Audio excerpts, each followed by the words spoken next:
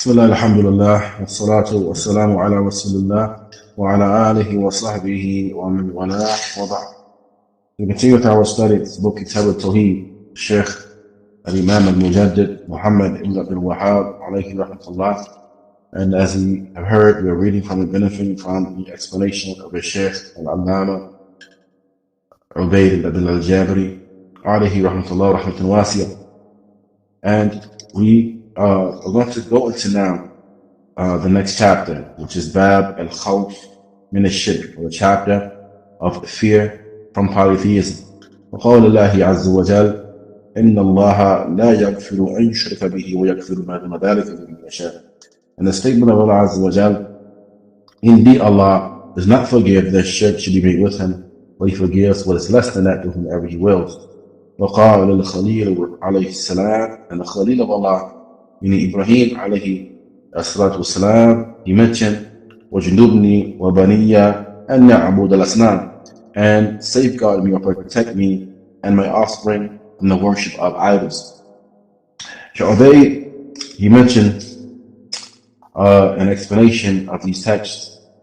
فأولا, he said, firstly, في بيان مناسبة هذا الباب لكتاب التوحيد والصنيع المصنف عليه رحمه الله جعله بعد بيان التوحيد وفضله ووجوب تحقيقه، فإن المناسبة تظهر فيما يأتي ملخصا. As we mentioned to you before, if you look at the way that Kitaab At-Tawheed is set up and the ordering of the chapters in this book, it is not a random order. Rather, each chapter is appropriate to be mentioned in the place that it is mentioned. So you find the affair of the virtue of At-Tawheed, the virtue of At-Tawheed and the obligation of its establishment, thereafter fear from the affair of shirk. And this is an appropriate ordering of these chapters. Why? Shaykh Ubaid mentions how the summarization of the appropriation of the appropriate nature of these chapters and their ordering can be summarized in what follows. Firstly, التنبيه إلى أن الشرك هو أعظم ذنب عصي الله به. He says, firstly, you find a warning or an alert to the fact that shirk is the greatest sin with which Allah Ta'ala is disobeyed. The shirk, it is the greatest sin with which Allah is disobeyed. برهان ذلك ما أخرجه الشيخان. And what clarifies and what is an evidence for that is that which the two sheikhs, the Bukhari and Muslim, had reported from the hadith of Abdullah bin Mas'ud, who mentioned Sa'atu Rasulullah sallallahu alayhi wa sallam. He asked the Messenger of Allah, Ayu dhanb a'zam, which sin is greater? I mean, which is the greatest and most heinous and horrible of sins? Qala, he said sallallahu alayhi wa sallam, and taj'ala lillahi niddan wa huwa khalaqa, that you should make a rival unto Allah, whereas He is the one that has created you. And as we have mentioned before, shirk is different from all other sins in nature. Why? Because any sin that a person can commit that is less than shirk, it is a sin against a created being. Either the created being is another individual, perhaps you transgress against someone, you steal something from them, you fornicate, you do some other type of act of transgression against some other created being, or it's a sin against yourself. It's an offense and a sin against yourself. And if perhaps you do something that is no maf'ul bihi, it's a related sin. There's no object which is objectified by the sin other than your own self. However, shirk is a sin against the Creator. It is a sin against Allah Ta'ala. So therefore, it is different in nature and it is more horrible and heinous than all other sins. So this is the meaning of the statement of the Messenger of Allah alayhi sallam. For he said that you should make a rival unto Allah, while He is the one that has created you. قُلْتُ إِنَّ ذَلِكَ لَعَظِيمٌ. Ibn Mas'ud said, I said, indeed that is something tremendous. And look at the understanding, the fahm of the Sahaba. And namely the Sahabi al-Jaleel, Abdullah bin Mas'ud. And when he heard the statement of the Messenger of Allah alayhi sallam, he understood it. And he said, no doubt there is something heinous and horrible. And not only the Qaburiyun, the grave worshipping Sufis, and those who supplicate to the awliya and the likes of them, if only they understood the likes of these narrations. Now, if only they understood the statement of the Messenger of Allah alayhi and the response of Ibn Mas'ud indicating his fahm for the statement of the Messenger of Allah alayhi only they understood the likes of these narrations. And so I said, and then what's in it comes after that?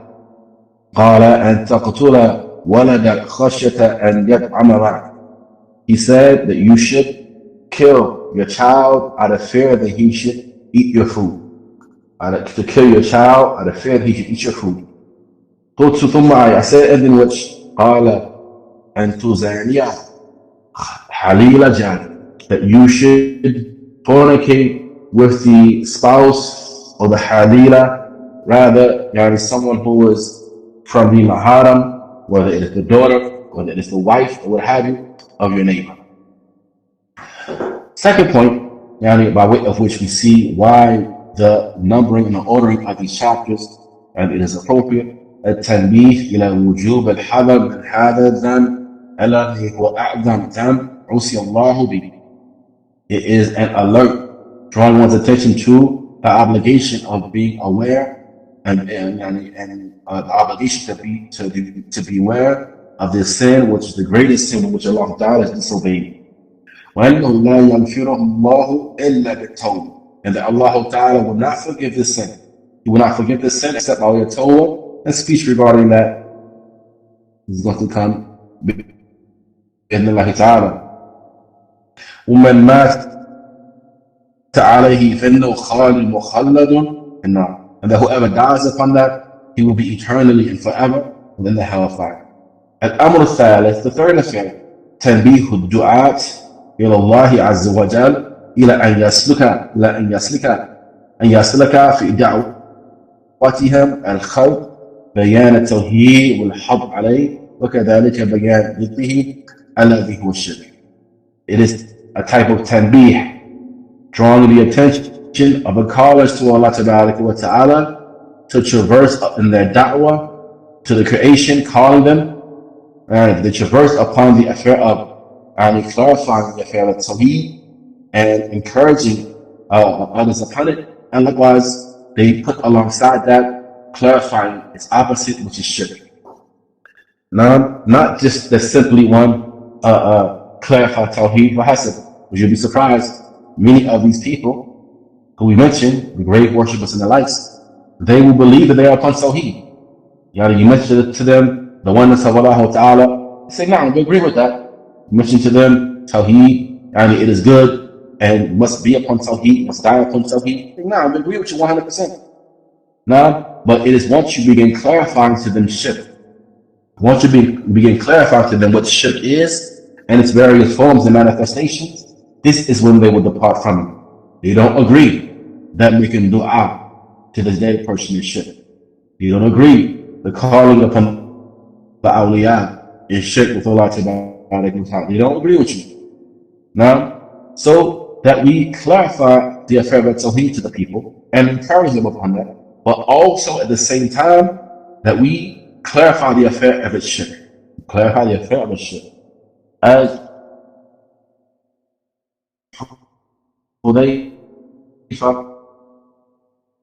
he mentioned, رضي الله تعالى عنه, كان الناس يسألون رسول الله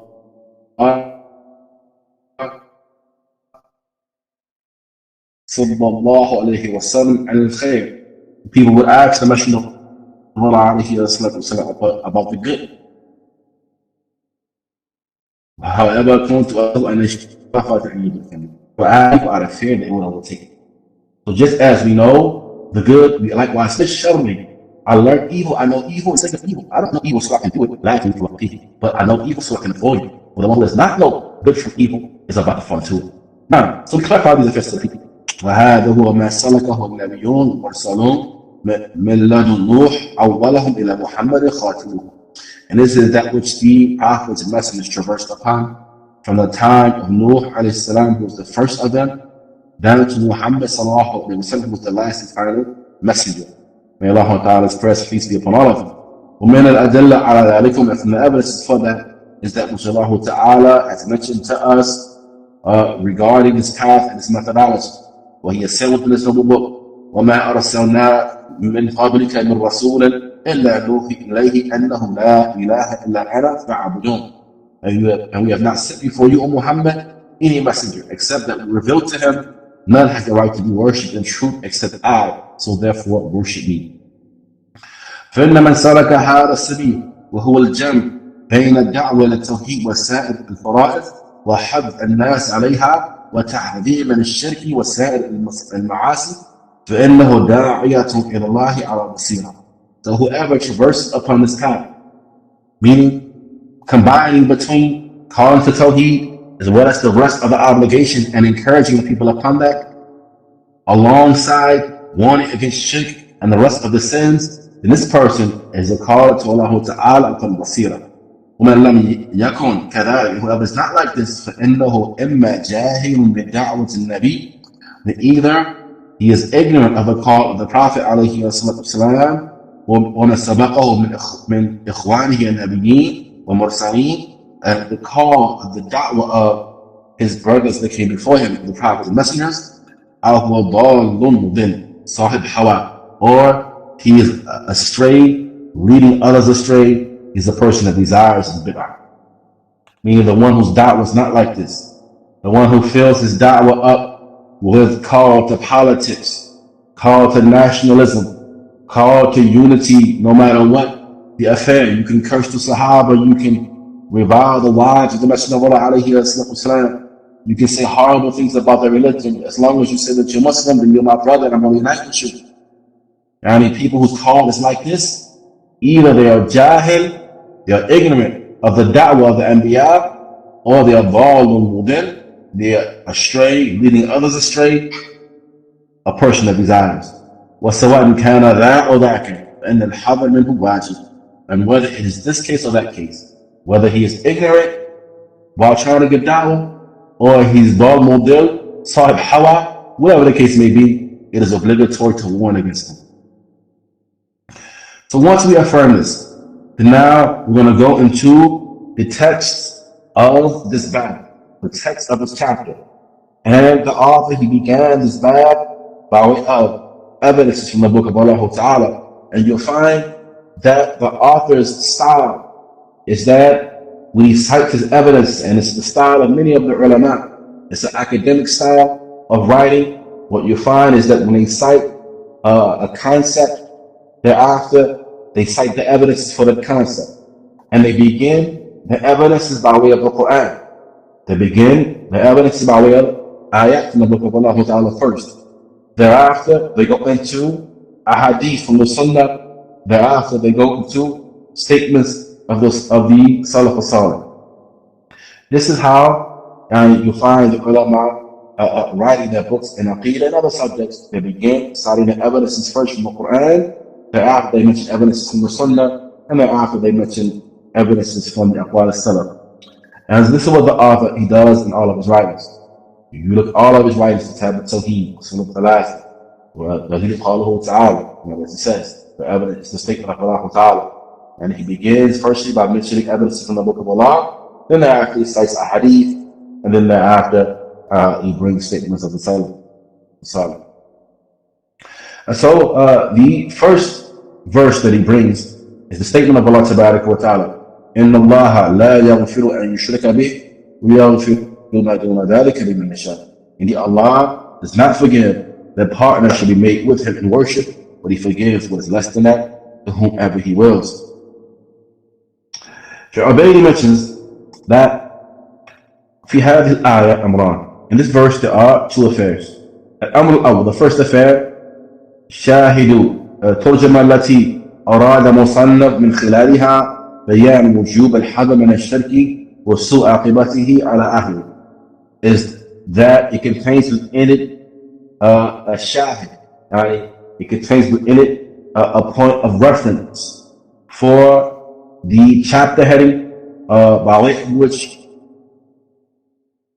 the author, he intended to clarify the obligation of being cautious of polytheism and its evil result upon its people. وذلكم فيما تضمنته هذه الآية من إخبار الحق أنه لا يغفر الشرك لمن مات عليه. And that is due to what this verse contains from the informing of al-haq, Allah Tabaraka wa Ta'ala, that He does not forgive shirk for the individual who dies upon it. Because due to the horrible nature of shirk, Allah doesn't forgive the individual who dies upon it. But due to the virtue of At-Tawhīd, that if a person repents from shirk before he dies, and he comes to Tawheed, and he dies upon Tawheed, then Allah Ta'ala will even forgive shirk. The virtue of Tawheed. That by way of it, Allah will eradicate and forgive the most heinous and horrible of sins for the person who repents from that and comes to the affair of Tawheed. Now, however, shirk is such that the individual who dies upon it, Allah will not forgive him.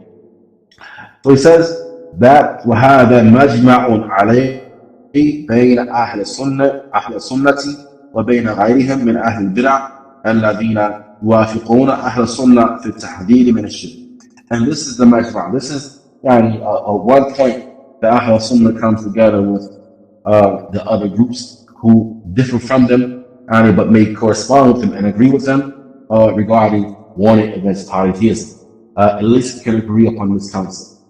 At least we can agree upon this concept that the individual dies upon the shirk, Allah will forgive him. وَهَا هُنَا سُؤَالٌ. And here is a question. هل هذا الوعيد شامل كبير الشرك وصغيره أو لا? That this wa'id, this threat that came in this verse, does it include, or is it inclusive of minor shirk and major shirk, or is it not inclusive of both types? الجواب, the response, هذا الوعيد شامل بصغير الشرك وكبيره. That this wa'id, that this threat that has come here in this verse,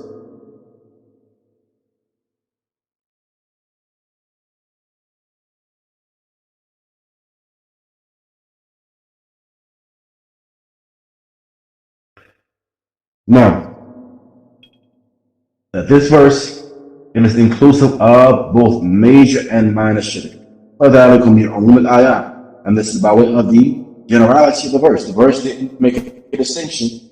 The verse did not make a distinction. No, but rather the verse says, Allah does not forgive and yushrik bih. The shirk should be made with him. He didn't make a distinction between major and minor. So this is inclusive of both types of shirk. وَإِذْ الله ذلكم أن وما دخلت عليه في تأويل مصدر تقديره إن الله لا يغفر الشرك به. And this is because what will make that clear is that this phrase "and," this word and whatever it is entered upon, it contains a latent or implied and understood meaning. And that latent or implied and understood meaning is, indeed, Allah does not forgive shirk. Does not forgive shirk, and in all of its types of manifestations. Now, so it becomes clear by way of this that the verse it is decisive in its generality that Allah Ta'ala does not forgive shirk for the one who dies upon it, whether a major shirk or minor shirk. But there are differences between the two. And we're going to run through some of these differences, inshallah ta'ala. Okay? First difference between major shirk and minor shirk is that major shirk, it expels the person from the fold of the religion, and it places him amongst the ranks of the disbelievers. Major shirk, when a person commits major shirk, he worships an idol, he worships a prophet, he worships the sun, the moon, or what have you. He worships other than Allah, prays other than Allah, making dua, and the likes of that to follow Allah Ta'ala. Major shirk expels the person from the religion and places him or her amongst the ranks of the disbelievers. Now, وَأَمَّا الشرك الأصغر وهو يسير الرياء. He says, as for minor shirk, you have, for example, the affair of riya, ostentation of showing off. So ostentation of showing off is not of that same type. It's not of the same type. For a person may, and as we mentioned to you before, I believe we mentioned this before, that riya, ostentation or showing off, it enters into a person's actions one of three times. Either before he or she does the action, while they are doing the action, or after the action has been completed. So a person may commit shirk before he does the action, meaning from the beginning, their intent is showing off. This person's action, this action is nullified, it's invalid, it is rejected outright. Or while he's doing the action, meaning they started off doing the action purely for the sake of Allah, and then while they were doing the action, they realized that somebody was watching them and their intention shifted. And now they desire to show off for the person who's watching them. Some of the ulama mentioned that as much of the action that was done for the sake of Allah will be accepted, but the rest of the action that was done for other than Allah Ta'ala, it will be rejected.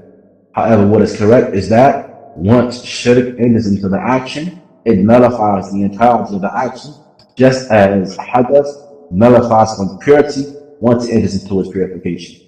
Meaning you have wudu, once you have gas, and use the bathroom or what have you, your wudu is gone completely. It's not a key part of it. Rather, your wudu is gone completely once the hadath enters into your purification. Similarly, once shirk enters into your deen, it nullifies the deen totality. And then you have shirk that may come to a person's action after. So he started off doing it for the sake of Allah, completed the action for the sake of Allah.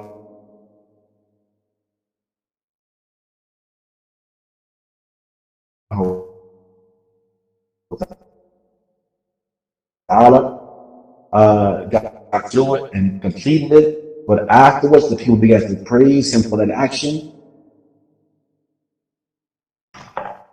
Now, and he was pleased with that praise. And so the ulama mentioned concerning this person is in danger. They are in danger. For this reason, and Hassan al-Basri, he would hate when anyone praises to his face. He would love that the people make dua for him. Now, anyway, Riyah is not like the effect of major shirk. Major shirk expels the person from the religion, makes him a kafir. Whereas Riyah is not like this. لكنه أكبر من كبائر الذنوب والفواحش. However, it is great, more heinous and harmful than the other major sins. Now, it is greater, for example, than zina. Any minor shirk. This is how we have to prioritize. We have to know. We have to understand our action and the nature of it. Minor shirk, it is worse and more horrible than zina, fornicating. To commit riyah, showing off in those actions, is worse than fornicating. Now, likewise, is worse than qadf, slandering, chaste, believing men or women, accusing them of sexual impropriety. Minor shirk is worse than that. It is worse than cutting the ties of the womb. It is worse than disobedience and disrespect to one's parents. It is worse than theft. And other than that, from the major sins, which do not expel a person from the fold of the religion. As long as one is not deemed these things to be permissible.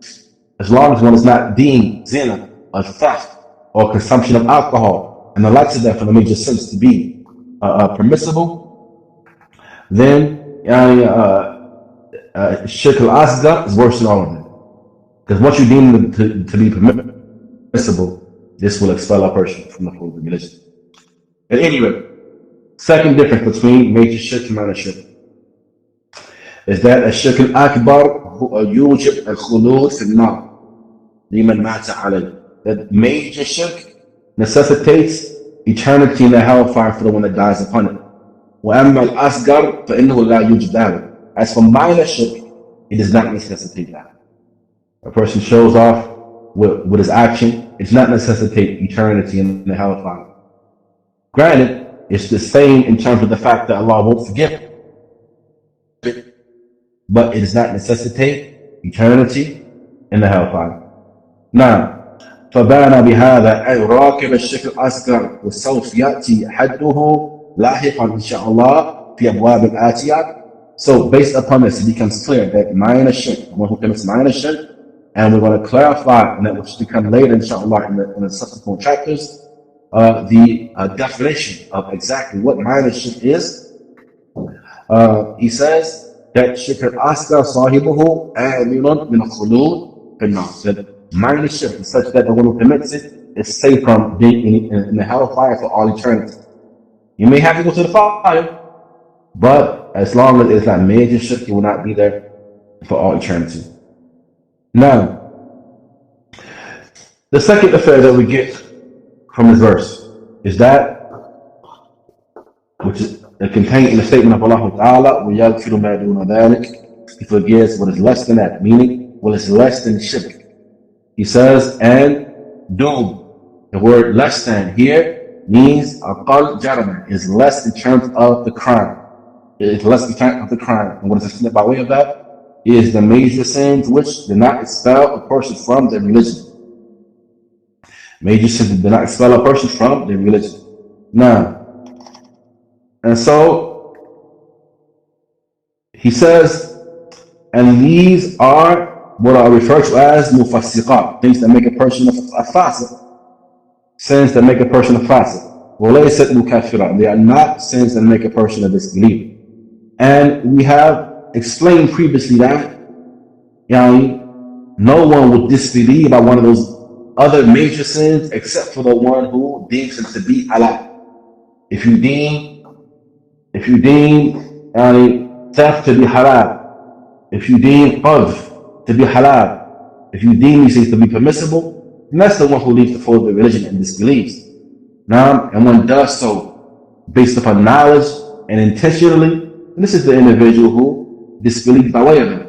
Now, and this is by way of what is attested to by the ulama of Hafظه wal Jama'ah, that the fasiq al-milli لا يكفر بمجرد المعصية, that the one who is within the fold of the religion, when he's a fasiq, he's a sinner, he does not disbelieve by merely committing that sin.